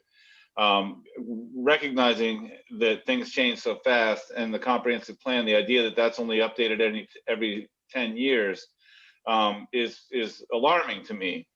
The fact that the 2017 town plan makes one mention of sea level rise, and that's only in the Harbor District, that just shocks me to the core, because the Paris Accord was in 2016. So it's not like that wasn't an issue, but the fact that that's where that was. No And fees or minimums on checking and savings account. We're Sorry. checking now, we're checking now, like affordable housing coming in, and this has been an issue for the last 20, 40 years easily in this town. And I haven't been here this whole time, but I know that that's been an issue. And even vacation rentals have been a long-standing issue. And yes, of course, it's great if we could just wave a magic wand and fix all these issues, and we can't. But I want to make sure that we're addressing things in a comprehensive way. As a planning board, you have your job to do, and and you're making proposals that find solutions to certain problems, and that's great. And I'm generally not. I would say I'm generally in favor of this proposal. But I just, my concern is more towards the looking at it from a comprehensive perspective, and whether we're looking at all the options. And I will be interested to see what the GIS maps show. Ethan, that's awesome. I appreciate that. And I appreciate what you're saying. I really do. The town, I will say, Audra and I have had this conversation a lot, and we've talked with, it's been little ad hoc groups here and there that I've been involved with since I've been here. We really need some sort of housing trust or housing something in the mid-coast. And I'm not sure it needs to be a Camden specific thing. I spent, right before COVID, I was diving into this quite a bit, the housing issue with this group. And I spent a day out, and I think it was the week of COVID. And when it first hit, I spent a day out with the Island Housing Trust out on MDI. And they do pretty amazing things. MDI is, beyond where we are in the housing dilemma. It's really bad. I mean, there's no place for employees to live, people to live on MDI. And they're making great strides. The Island Housing Trust, doing a lot of great things. So I spent a day out there with them. We need something like that in the mid-coast. And, the town can't do it. It cannot be a town thing. It just can't. There's no bandwidth for it. A committee to do it can't do it. The town would certainly be a partner, much like they are out in MDI. The towns of Southwest Harbor and Northeast and Bar Harbor are, but you know, we need a group. There was KHO that lasted a little bit. I think this is much bigger thing than KHO tried to even be, that needs to be addressed. And the town would certainly be a part of it, Ethan. And I'm trying, and I think I was there, getting there right when COVID happened. And since then, it's just kind of fallen off the radar. But, you know, I would encourage you and to try to raise this issue in other ways as well beyond this planning board, because it's a significant issue. And again, the town will do what we can to participate and help develop and figure out these solutions regionally. Really, it's a big issue. So I appreciate it. Can I just move forward, get you all the information and just kind of draft that? And we're not going to schedule hearings. We're not going to schedule any of that. We'll just continue this discussion on the 4th. Okay. Looks like Anita. Would it be worthwhile to see if any of the community organizations like the Lions Club or Rotary might have thoughts that they would like to propose as we're at the early stages of figuring this out? Yeah, I appreciate that. I've been working with Kiwanis and the Lions Club a fair amount. I think Kiwanis is maybe it's Lions Club. I don't remember which one. They're doing quite a bit of work right now on kind of economic development issues, but really housing development issues. They're really trying to kind of crack this nut. They're spending a lot of time on it, which is pretty neat. And it's a kind of a regional perspective. And they've been bringing in speakers, and I participated in some of them, and that's continuing.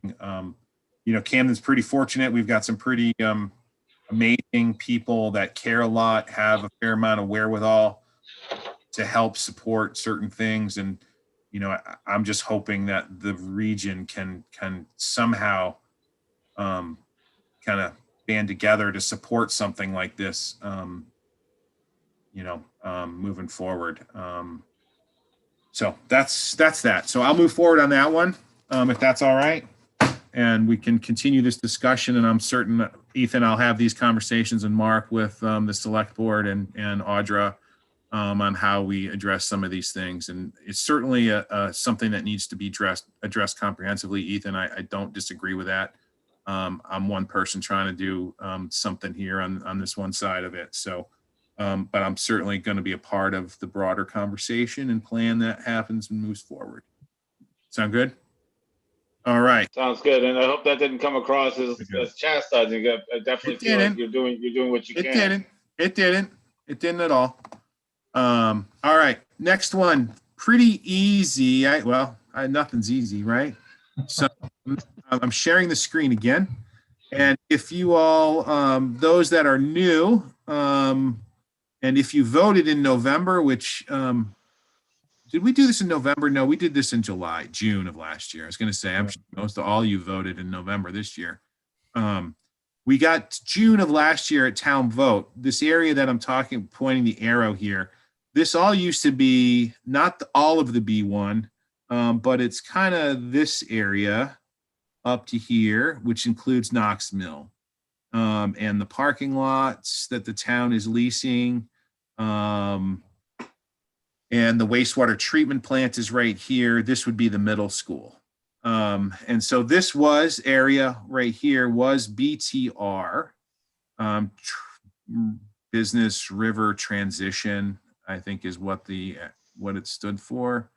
For the most part, those uses were exactly the same. Lot sizes were for the most part exactly the same.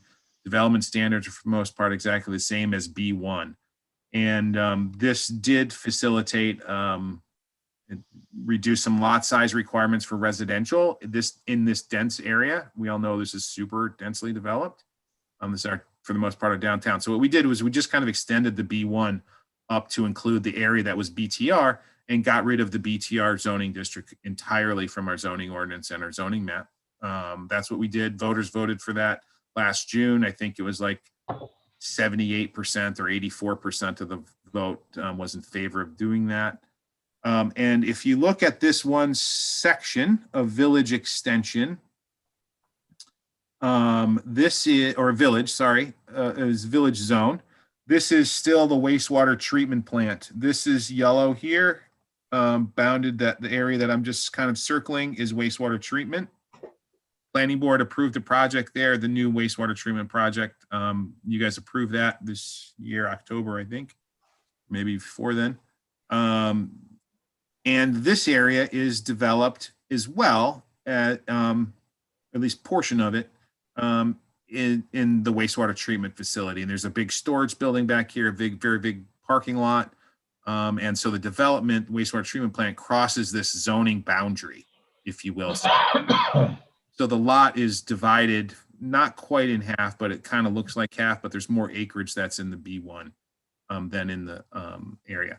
We also have our Megunticook Riverwalk runs along here, along the river, and gets to a point right here at the wastewater treatment plant, actually up in here, and stops, unfortunately, at the present time. And we're working, albeit a little bit slowly, to try to keep that going. If people know the Riverwalk, Anita's very active in pathways and very involved, along with her husband, on getting this, Jeff, on getting this Riverwalk move forward in Camden. So the Riverwalk comes, for the most part, down here to Mount Batty Street, and then it kind of ends. It does end, and then it starts back up here at the tannery site, goes along the tannery site, and then it ends. And then it comes down, well, then it comes here and then ends at the wastewater treatment lot. There is hope and a vision to carry this Megunticook Riverwalk Trail all the way out to the dam, which is pretty amazing. And there's a lot of properties that need to be, we would need to work with a lot of properties to make that happen. There's a lot of regulatory requirements, shoreline zoning, et cetera, to make that kind of thing happen. So that's in this area too, or a future area would be in this area, hopefully. So what I'm trying to do, when you review a project, if the planning board remembered, the standards aren't the same from this side to this side, but meanwhile, it's like all part of the same lot. You wouldn't know there's any difference here. But the standards are different here than they are here. And what I'm trying to do is just clean up areas like this. I don't know why way back when the town didn't, we had an existing built up wastewater treatment plant in this area that we didn't zone BTR. What the rest of the lot was, we just zoned it village. So oftentimes when you're doing zoning work, you try to clean up maps and make things, a little more streamlined and simple, and not have multiple zones covering, one lot. So this all is in with the shoreland zone. So those standards don't change. But the V1 that's my proposal, is just to make this area B1. Should have done it last time when we did this whole zoning map amendment, but just didn't get to it. That's the proposal. And again, this area has been approved for development for the wastewater treatment plant. There's infrastructure going to be down here. If you remember, that line comes right through there. So that's just a map amendment that I'm proposing to do. There's no zoning amendment other than an amendment to the map. And this is strictly to benefit the one property, the wastewater treatment plant. Yes. Doesn't make it uniform. Any other property. Yeah, I don't see any problem with that. And can I stop sharing? Sure. No, Anita, you want to still see it? Hold on, Jeremy. Oh. Anita was looking when shaking her head. You okay, Anita? Yeah, so I wanted to ask, first of all, that area where the line is through the wastewater treatment plant lot, does that correlate with anything that we know about on the ground on that treatment plant? Sure. And you know what I'll do? I don't think I have access to that right now. I'll overlay. I can provide you with a copy of the site plan that the board approved that shows the development that is in this area. I can do that. I'll get that to you, Anita. Does the wastewater treatment plant, superintendent have any comments one way or the other about this plan? No, other than probably frustrated with the fact that their consultants, when they were designing the project, had to review two different zoning, zoning requirements and, spend probably, a fair amount of, who knows how many human hours on dealing with that issue that were probably didn't need to happen. Right, and Jeremy, refresh me if I recall correctly, in general, they're supportive of the Pathways Committee. Yes. I mean, there was talk of fencing, et cetera, and always willing to work with the Pathways Committee. I mean, I know that that's not locked into law No. or stone, but generally willing to work with the Pathways Committee. Yes, and this would facilitate a better trail along there. Right. So I mean, that's my hope. So yeah, I mean, that makes sense. Yeah. Yeah. So my husband Jeff is the chair of the Pathways Committee, and he tells me that David Bolstridge is in favor of this change.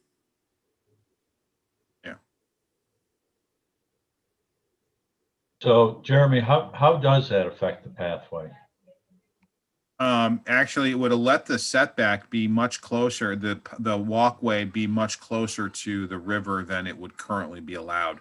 Right now, we're allowed to back, I don't remember off the top of my head, I think it's 25 feet from normal high water for a recreational trail, right? We can get to. Then all of a sudden you could be right at that line mark. And then all of a sudden you've got to meet a 75-foot setback. So that property line that trail is all of a sudden going to have to go from, you want to have these trails. And if you look at these types of trails across the country, rails to trails or riverwalk trails, they're near the resource. They're not perpendicular to the resource. They're horizontal, they're parallel with the resource, which, addresses environmental, issues and erosion issues and view shed up from the resource or to the resource. So, but you generally want these kind of trails close to the resource for, the aesthetics of it, the environmental education piece aspect of it. It's got to be permitted correctly. It's got to be built correctly. And there are standards to do that. I will say I went to the legislature a year and a half ago or now, I think, and I drafted some language to change the state shoreland zoning standards that would apply statewide for recreational trails for this type of scenario. That was quite an eye-opening experience, I will tell you. And needless to say, I've charted another path for no pun intended. So obviously this one here is pretty definitively ad hoc zoning. We're changing a designation for a specific lot to meet a specific purpose. But so generally we try to avoid that. But in this situation, it seems to make perfect sense to me. Well, I think you can backtrack a look little at bit. it. No, after you. Sorry, Jared, jump in there first. I mean, I think you can look at it. I don't think it's one purpose. I think there are multiple purposes. I do. But Yeah. Matt, Mark, I'd be in favor of it. I think it certainly makes sense. and I will say, since this is in the shoreland zone, I do have to, and the standards in the village are different than the standards in the B1. I do have to send this to the state to let them know, because it's in the shoreland zone, that we are changing this piece. I did not have to do that for the BTR when the BTR went to B1, because the standards were all the same and the uses were all the same, and we weren't changing that. And it was part of the built up industrial or commercial area of town, general development area, they call it. This area is half the lots, more than half the lots in the general development area, what DEP would call it. The other portion is not, but that area is already developed, and the standards. So I've already been in communication with the state on the process for this to move forward on their end, and they don't appear to have any issues with that at all, because it is part of the general developed area already. Jeremy, is there any benefit? Again, I don't know the pathways work, but that triangle above where the elementary school is, The path, doesn't the path come just to the west? The Yeah, west side of so- the triangle? And Hold on. Yep. Yeah, so here, yeah, so my question would be, again, you had mentioned, oh, we should have done this before, just so we Yeah. don't come back to this and say, hey, you know what, we should have added that triangle. just good north question. where the middle school is as well. Good question. And the dilemma there Yes, sir. is, that's a very good question. The dilemma is for the school property, there's the site law permitting that is a main DEP permit that they are very, very, very close to triggering. And when you look at site development laws, the state Site Location of Development Act, it's 3 acres of impervious, right? And so if you trip that, then you need a DEP permit. Just for your knowledge, I'm looking at whether or not we should move forward at the Snow Bowl about this, totally off subject, about getting a site law permit for the Snow Bowl. There's, I say 3 acres of development, or it's 20 acres of developed area, and this applies statewide. You need a permit. We're very close to needing that at the Snow Bowl. The Snow Bowl, I think the price to get a site law permit for the Snow Bowl is probably anywhere from $25,000 to $50,000 to just do the engineering and the permitting for a permit. So the school district is very, very close to tripping that requirement. So there's not a lot of wiggle room. So the trail in that area, and this trail has multiple locations envisioned potentially, but it actually may cross the river, potentially, is an option. Right now, the school cannot permit. We cannot build new impervious on the school. It would trip their site law permit, and again, which would be very costly to the school. And I'm not sure. I would guess no one's probably up for that at the present time. And Or that's in the near again, future. and would that be my starts again. guess. It trips it on a state DEP level as opposed to just our what's the purview? Correct. As I recall, I think they're like 200 square feet or so, maybe 600 square feet away from the 3 acres. And We live on the edge apparently here in Camden. well, everyone lives on the edge up in Bangor, Sawyer Park, where they have the ice skating rink and the Stephen King's swimming pool. I think they're at 2.999999 acres.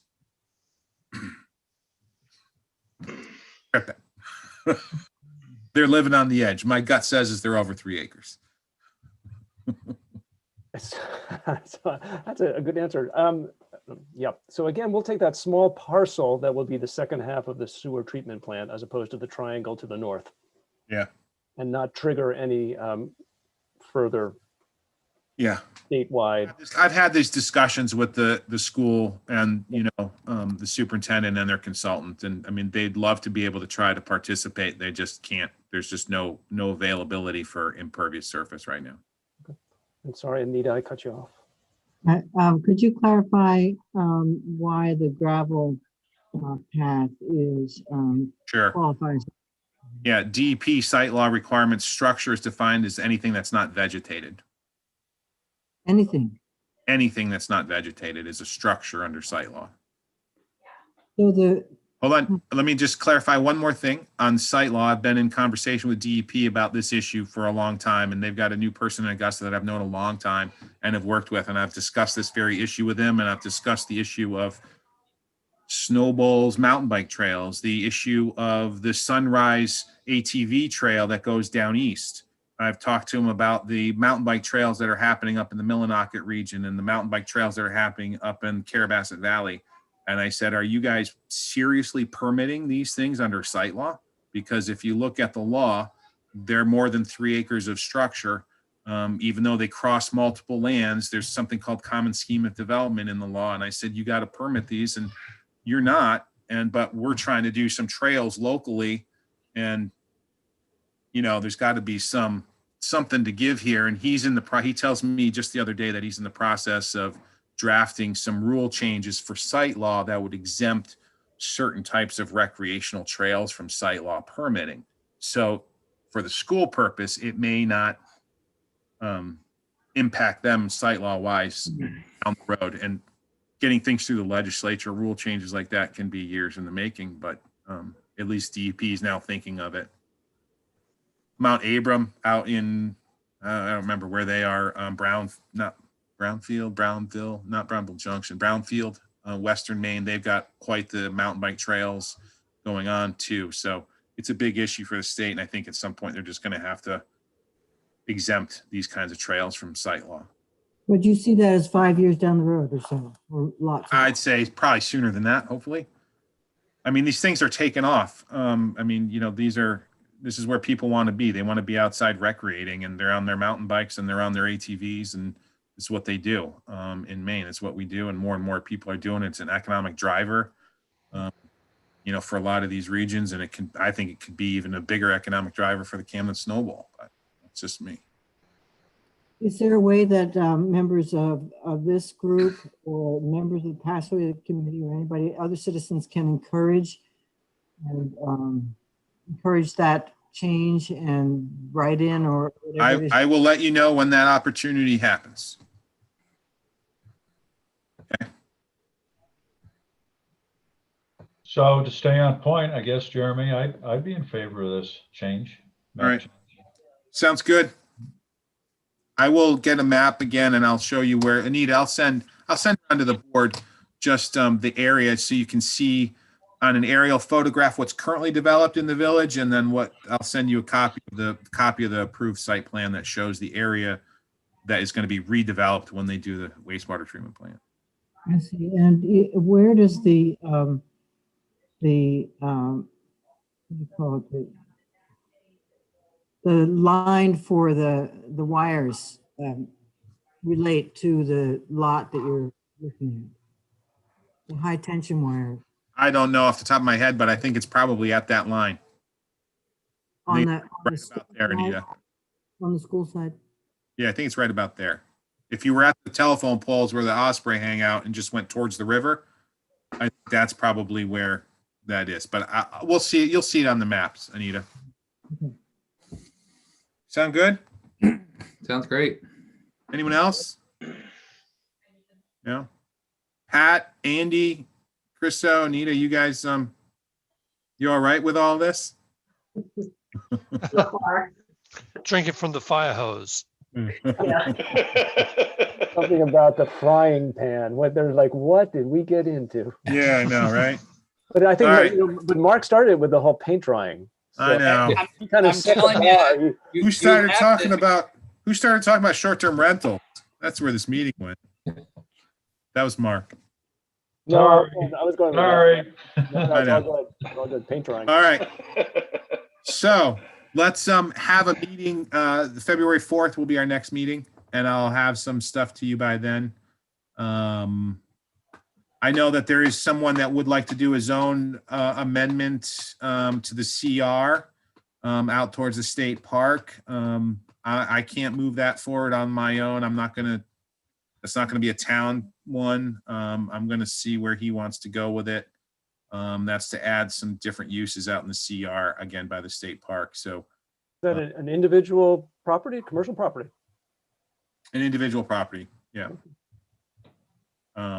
So again, the unfortunate thing in town government is how long this process takes. So, I mean, he came to me last week or the week before about this, and unfortunately, things need to be done and finalized by March 23rd, to the select board.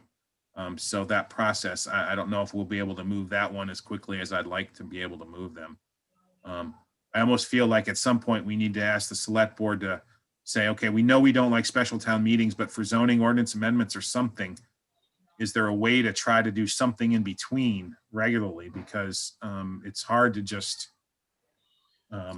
do everything everyone wants, when they want it. I mean, if we can't do the zoning amendment for this gentleman, if it doesn't go through the process now, it's to voters in November. I mean, that's a year from now. Well, Jeremy, but I mean, that's the whole point of the zoning ordinance, is to create some stability, and if we Understood. just, you know, every time somebody wants to do something different, we change the ordinance. Should be a process. Why have an ordinance? Understood. You know, so. Understood. Yeah, and that gets back to my focus on long-term focus. And We're gonna deal with ad hoc stuff all the time with applications. Yeah. But those are within the ordinance. We don't do the variances. That's the zoning board of adjustment, you know, whatever. But, you know, so you need to be focused on looking at these things in big picture. Yep. I think that's a good point. And I think that's why I also mentioned the CR. You know, if you look back at that map, we have the CR by Sherman's Point, the CR down, you know, on the southern end of town along the coast.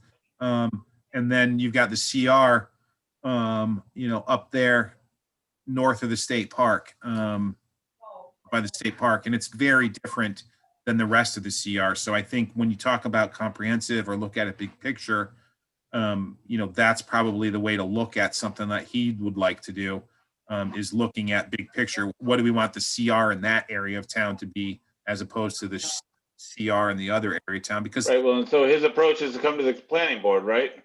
yeah.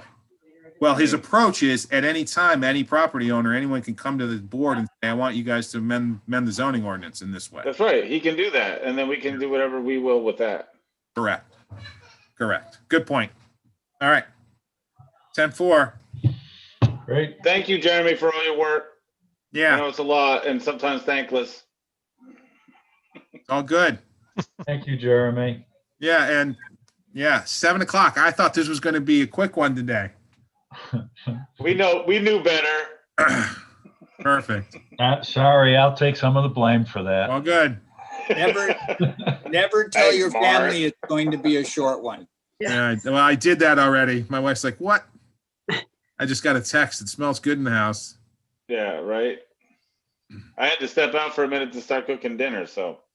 All right. Thanks, Thank you everybody. all. Welcome Yeah. to the Thank new you. members. Yeah, nice to Take meet care. you. Thank you. Thanks. Nice meeting everybody. Good night. Thanks. Bye. Janice, are you there? Janice, I'm going to just exit this live stream, live YouTube. Janice. Janice. Anita, have you done these? Shutting the YouTube down? Not, I mean, I don't think I have the ability. I know. I'm texting her now.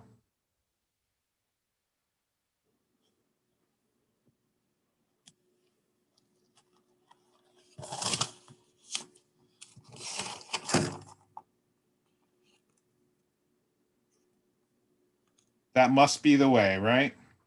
What is the latest date for the updated comprehensive plan? What is the, Oh, I don't know off the top of my head. It's 2017. is it Yeah, the most recent one? yeah, Okay. yep. I think this is how I do it. I'm